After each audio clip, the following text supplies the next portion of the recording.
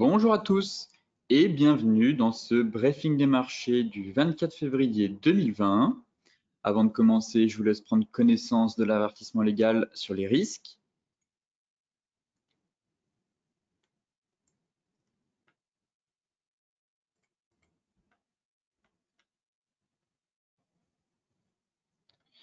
Très bien, et tout de suite, on va s'attaquer un peu à l'actualité des marchés qu'on a eu avec la séance de vendredi et ce matin surtout avec le fameux, on va dire, le plongeon des principales bourses européennes.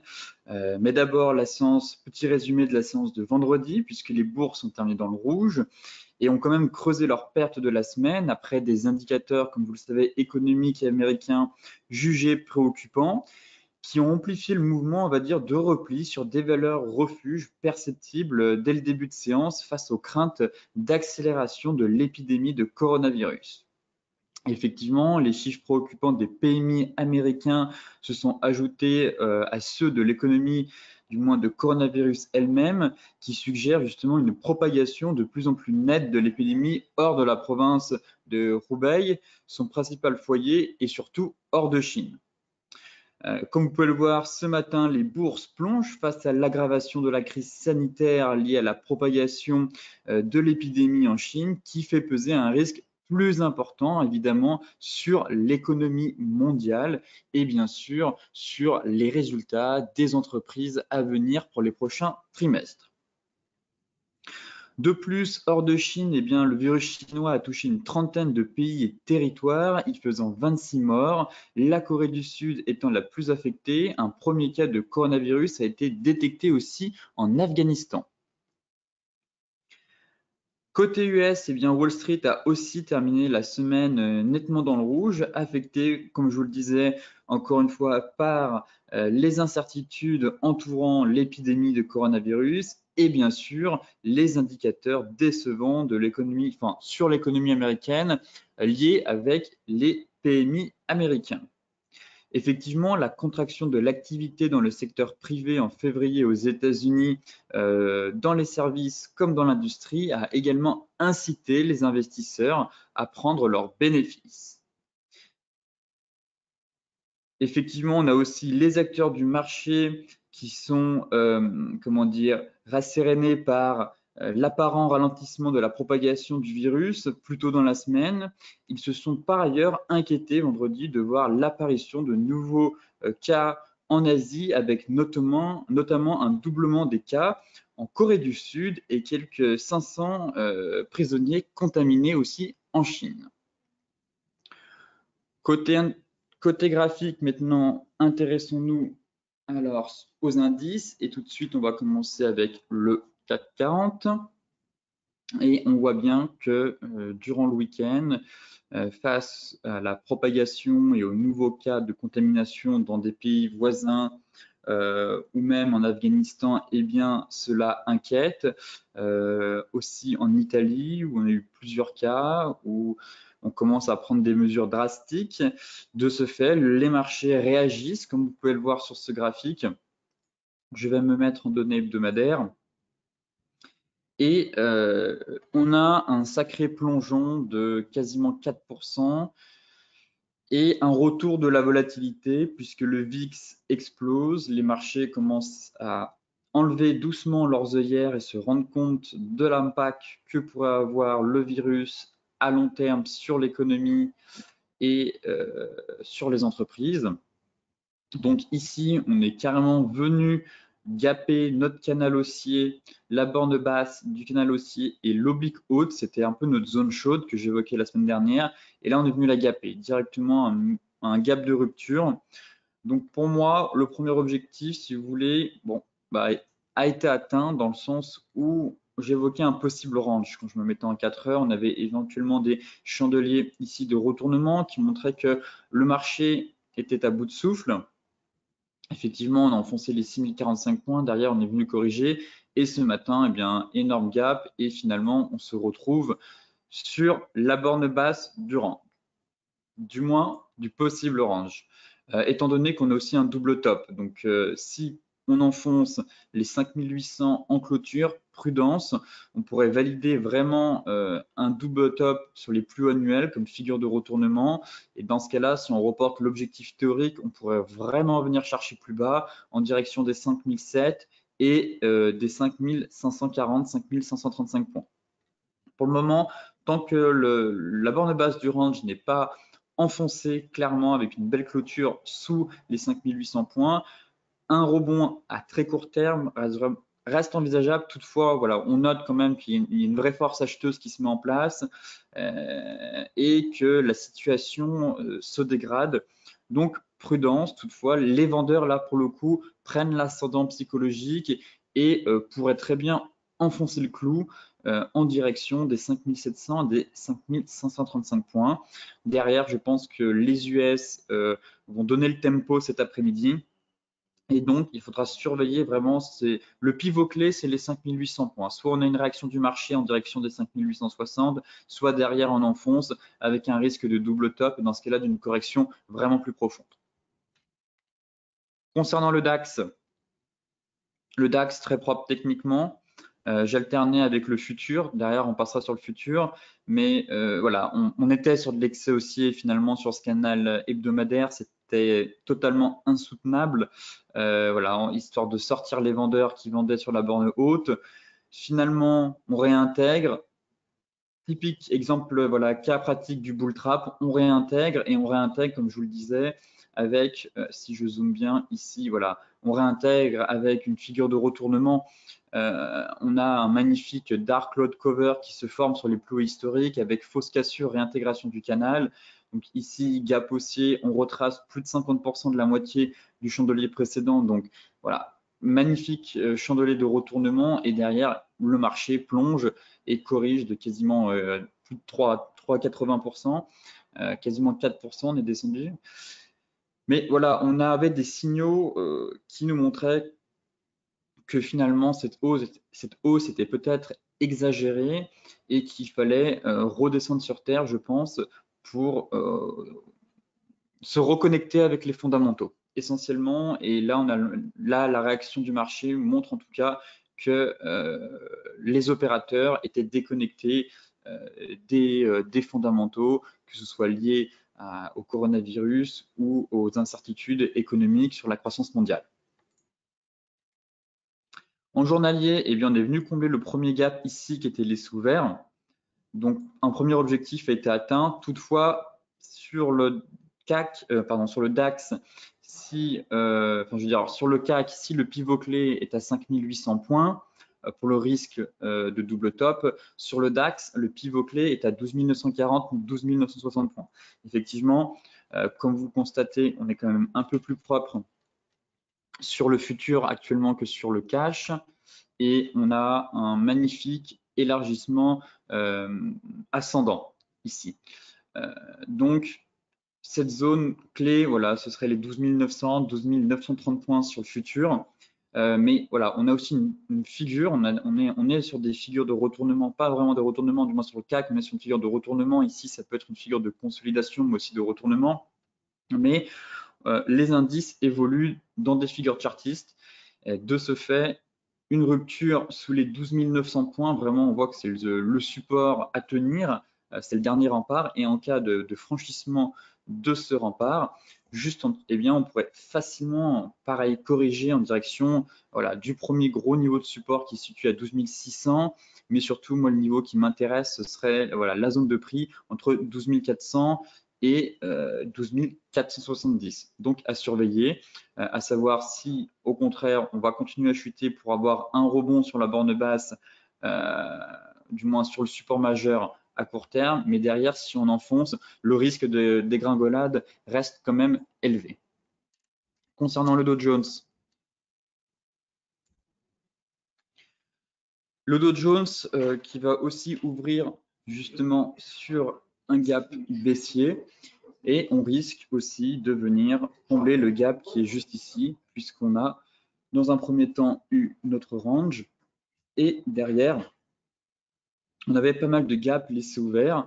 Le marché est en train de Voilà, on est venu fermer le premier gap vendredi. Actuellement, on va ouvrir avec un gap baissier. On risque sûrement d'atterrir sur ce niveau. Il nous reste encore un gap qui est laissé ouvert juste ici. Pareil, j'évoquais la possibilité d'entrer dans un range. Alors, étant donné qu'on avait quand même toujours de l'excès aussi aux alentours de la borne du canal haussier, enfin du moins de la borne haute de notre canal haussier, et que ça avait calé ici sur cette bougie. Derrière, on avait réintégré le canal. Là, pour le moment, le marché semble du moins venir combler les gaps. On fera le point demain pour savoir où est-ce qu'on se situe. Mais pareil, finalement, il y a aussi un risque de double top sur le Dow Jones et soit une consolidation. Donc l'indice est quand même plus fort, reste plus solide que sur le CAC. Toutefois, si le Dow Jones est amené, pareil, le pivot clé à venir, ce sera les 28 175 points. Voilà, on a des vrais niveaux pivots sur les indices, que ce soit les 28 175 points sur le Dow Jones, les 5 800 sur le CAC 40 et les 12 940, 12 960 points sur le DAX.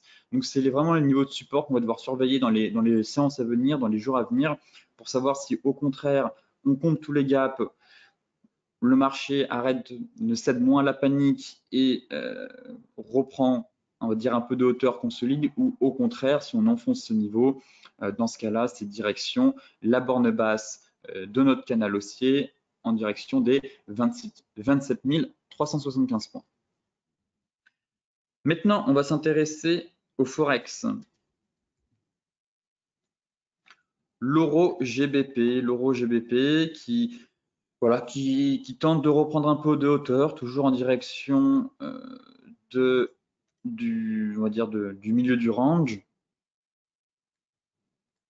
Juste ici, pour le moment, ça tient. Le support n'a pas cédé. Au contraire, on avait ici notre marteau inversé, notre avalement.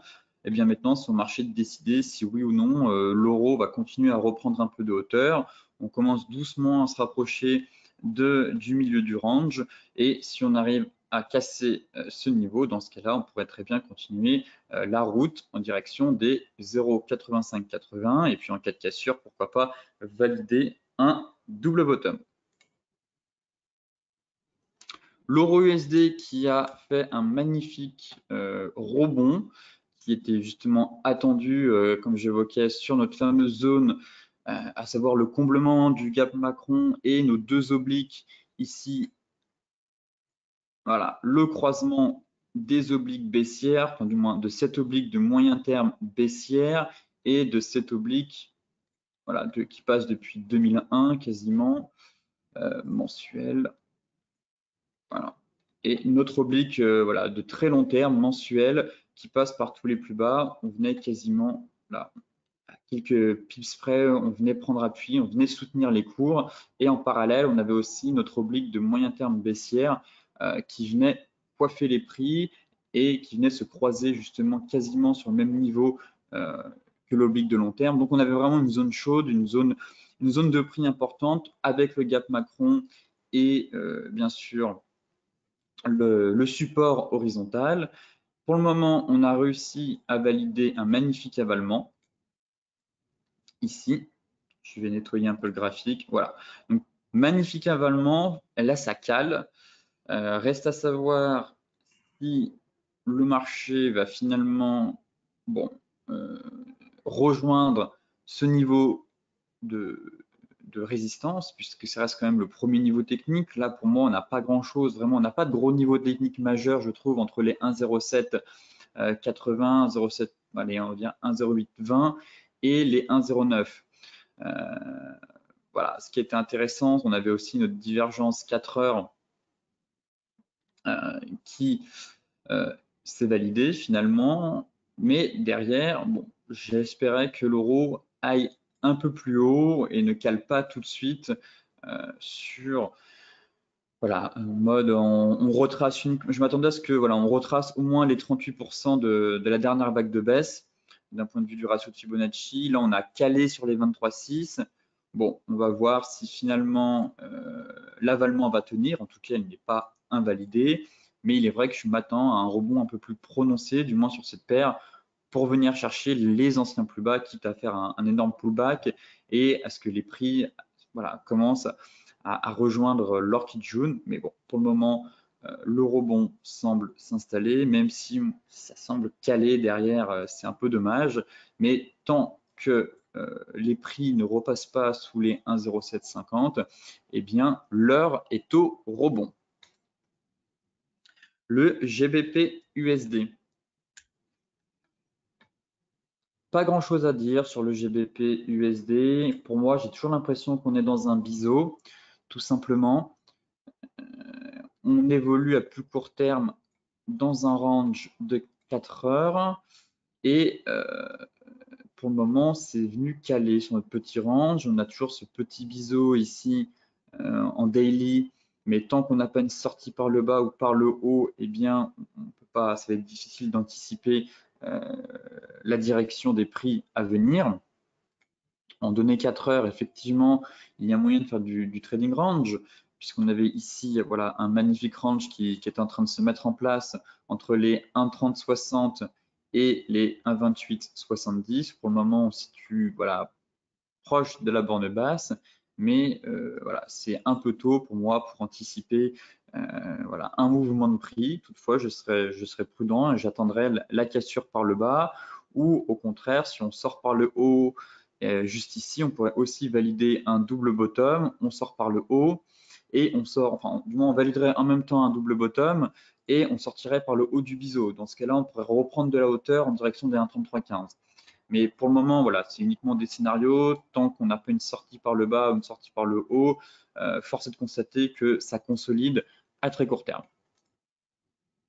Maintenant, les matières premières, le gold qui n'en finit plus, tout simplement, qui explose les résistances une à une, bon, qui semble atteindre mon second objectif à 1700. On a franchi les 1655 points, voilà, comme dans du beurre, vraiment. Rien n'arrête le gold. On a une force acheteuse qui est en train de se mettre en place et un momentum haussier ultra puissant. Clairement, je m'attends à ce quand même que ça consolide, mais c'est vrai que le gold, quand il sort des phases de consolidation, vraiment, vous voyez qu'à chaque fois, ça explose à la hausse. Vraiment, à chaque fois, on a vraiment une accélération qui est nette. Ici, c'était pareil. L'accélération s'est faite d'un coup. Et là, boum, de nouvelle fois, c'est de nouveau pareil, une accélération, un momentum vraiment impressionnant.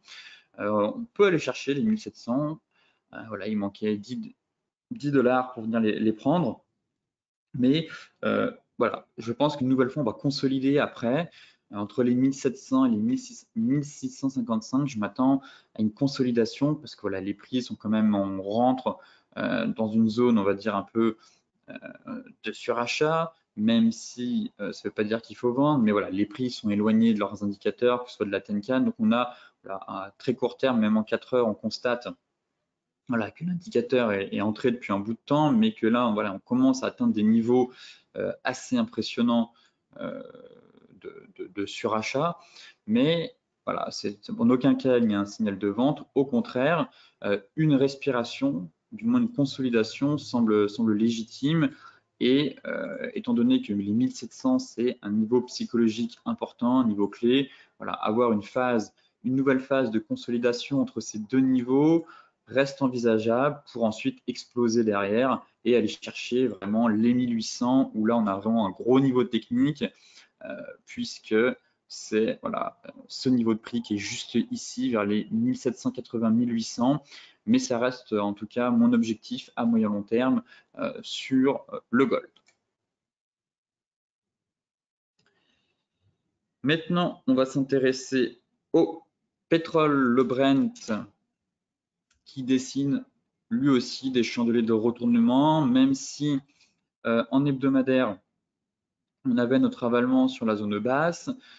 Toutefois, on avait un certain objectif pour nous déterminer à peu près le rebond, si on était soit dans un rebond technique ou soit vraiment dans une reprise. On attend toujours, bien sûr, la décision des pays producteurs de pétrole sur une future réduction ou non, ce qui permettrait de soutenir le baril.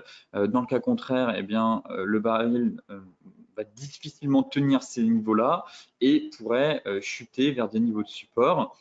Malgré le signal technique haussier qu'on a eu juste ici sur l'oblique haussière qui passe par tous les plus bas depuis 2016, en journalier, on avait notre divergence ici, dont l'objectif a été atteint, puisque j'évoquais les 60 $ et les 50% de retracement de la dernière vague de baisse ici.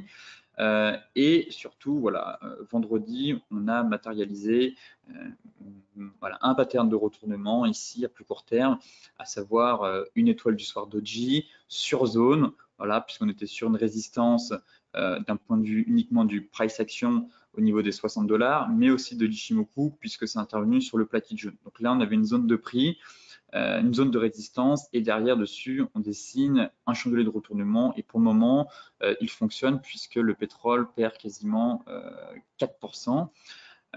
Et se retrouve sur l'ancienne borne basse du range. Donc c'est vraiment pareil, on est sur un niveau technique clé ici, puisque c'est notre zone qui a tenu depuis des mois. Voilà, il n'y a pas que le technique qui compte sur le pétrole. Vous voyez que sur l'hebdomadaire, on a un signal technique haussier puisqu'on a un avalement. Derrière, les fondamentaux pour moi ne suivent pas, qui emmènent justement, enfin, les fondamentaux plaident en faveur d'une correction à venir sur le pétrole. Tout va dépendre des pays producteurs, à savoir l'OPEP.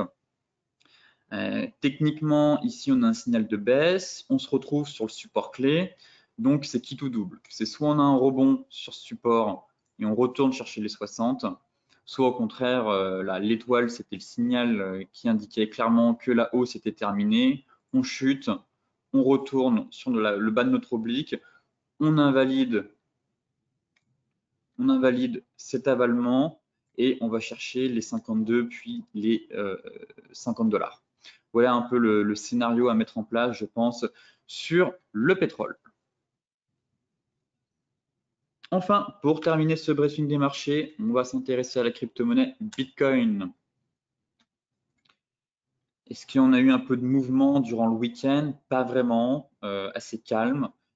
On a souvent des mouvements durant le week-end, comme on a pu avoir la semaine dernière, mais pour le moment, pas grand-chose à dire, plutôt calme. Dans une phase de consolidation, effectivement, j'évoquais qu'on avait cassé par le bas le canal haussier, mais que la cassure par le bas ne voulait pas dire attention au retournement à venir. Non, on peut très bien casser un canal et puis finalement, c'est pas parce qu'on va casser le canal haussier que, oui, certes, si on reporte l'objectif théorique, normalement, ça donnait en direction des 8830. Toutefois, il arrive aussi que quand on casse un canal, eh bien, on consolide. Et là, actuellement, j'ai l'impression que c'est plutôt ça. On est vraiment dans une phase de consolidation puisqu'on est venu prendre appui sur notre zone de polarité. On l'avait franchi, mais on n'avait pas effectué de pullback dessus. Et comme c'est un gros niveau de prix, voilà, pareil, un pullback semblait tout à fait légitime après une ascension de 60%, puisqu'on gagnait quasiment plus de 66% depuis le point bas ici. Donc, forcément, un repli, une consolidation est tout à fait normal dans un marché haussier. Il a besoin de reprendre son souffle, de consolider, et puis ça permet de mieux repartir, comme on dit, reculer pour mieux sauter. Et là, c'est typiquement le cas. Pour moi, on est vraiment dans une phase de consolidation entre 9000, 550 et les 10 400. Si on enfonce la zone de polarité en clôture du bogie sous les 9300, oui, là, à mon avis, inquiétude, fin de la tendance haussière. Pour le moment, ça consolide. Derrière, si on casse les 10 400, c'est direction les 10 900. Voilà, on ira chercher cette résistance. Et puis le deuxième gros niveau à aller chercher, je pense que c'est les 12 000 $. En 4 heures, effectivement, on pourrait matérialiser ce range ici, compris, voilà, comme je vous le disais, tout dépend de l'unité de temps, mais entre 950 et les 10 400. On a aussi notre Kijun Daily qui vient à peu près sur les 9000, il me semble, les 9400, soutenir notre zone de polarité. Donc, tant que ça tient, que ce n'est pas enfoncé, pour le moment, phase de consolidation sur la crypto-monnaie. Ce briefing des marchés touche à sa fin. Pour celles et ceux qui souhaitent consulter l'article dans son intégralité, je vous mets le lien dans la description de la vidéo. Pour rappel, nous avons les stratégies bourse demain à 14 h. On pourra justement faire le point sur la volatilité qui est en train de se mettre sur les marchés et essayer de repérer quels actifs à privilégier et savoir un peu là où se passe l'action, décrypter les tendances à venir. Donc, n'hésitez pas à vous inscrire et à me rejoindre demain à 14 h pour un webinaire live. Sinon, pour les autres, je vous souhaite une excellente journée, de très bons trades et on se retrouve demain matin pour faire un nouveau point sur les marchés.